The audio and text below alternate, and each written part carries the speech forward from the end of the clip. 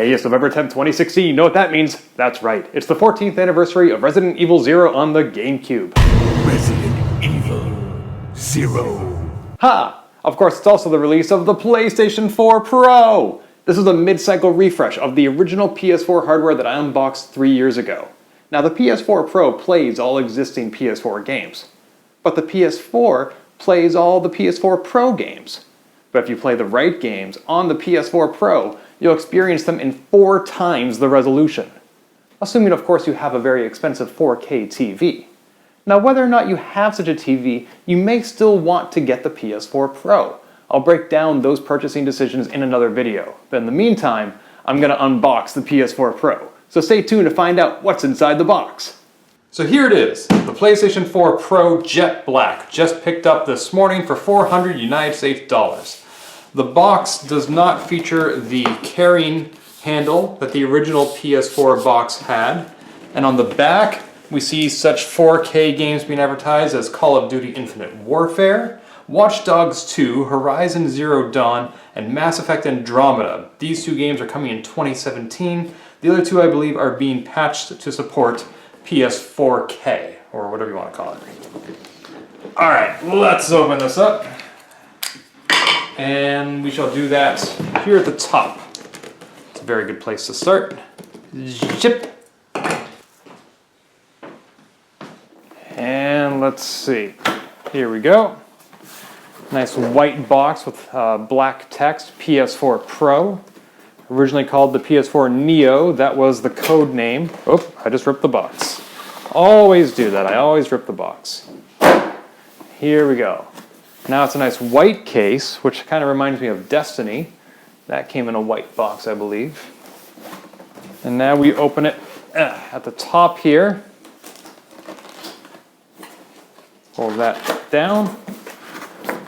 And now we do some more sliding. It's like a Russian doll here.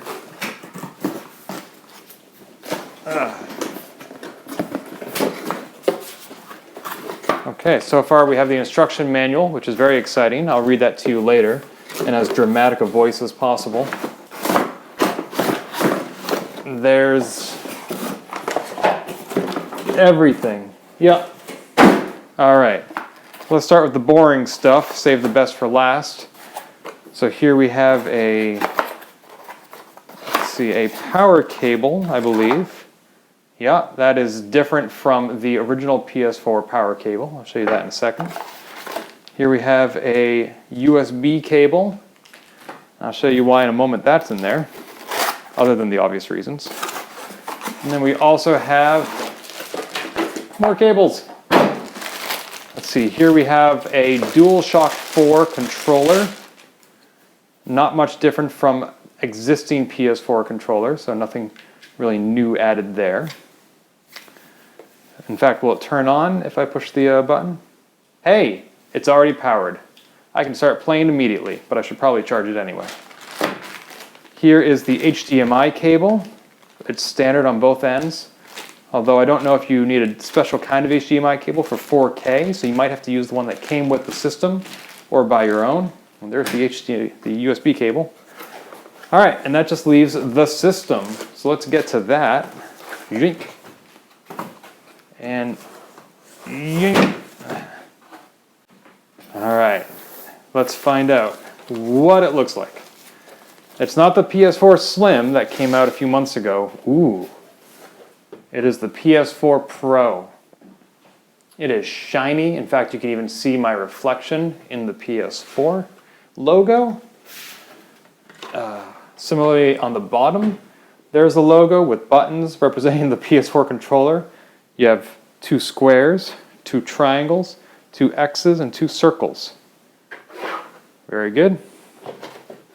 The front has 2 USB ports, which is typical of the PS4 models. But there is another one in the back. This is the first PS4 model to have 3 USB ports. Now let's take off some tape here. Not quite sure what that's protecting.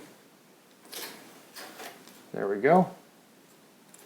And there is the power cable. outlet that I said was different, also an optical outlet. So let's compare this with the original PS4. Not quite the original, this is the Destiny edition, which is the exact same hardware, it's just a different color. So this PS4 Pro looks slightly bigger. I'm going to be gentle as I put these on top so that they don't scratch each other. So you can see that there is some extra width and depth. The depth might be comparable, but it's definitely wider by that much. So this is a bigger system. Is it taller? Not significantly. They come up almost exactly the same, as you can see. So other things that are different about this, as I mentioned, the power cord, which is right here, has that outlet, which plugs into the PS4 Pro right there. However, with the PS4 original, it has a completely different outlet, more of a figure 8, and that will not fit inside a figure 8. So you can't just plug in your PS4 Pro using all the existing cables of your PlayStation 4. You do need to swap out the power cable at the least, and possibly the 4K cable, the HDMI cable.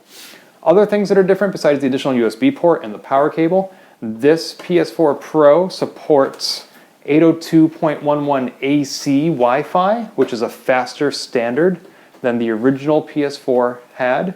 Also has a GPU or graphics processing unit that's more than twice as fast, and it supports HDR, which is a similar visual improvement like 4K, except for referring to the number of colors. However, the existing PS4 was patched to also support HDR, so that is not unique to this. It is patched out of the box. It supports it natively, whereas this one you need to update the OS. So that is the PS4. In another video, I'll show you how to transfer your data from your existing PS4 onto the PS4 Pro so that you can copy all your games and trophies and save data to your new system and pick up right where you left off. But should you even buy a PS4 Pro? Well, let's talk about that in another video. In the meantime, this is Ken Gagnon of YouTube channel Gamebits saying, game on.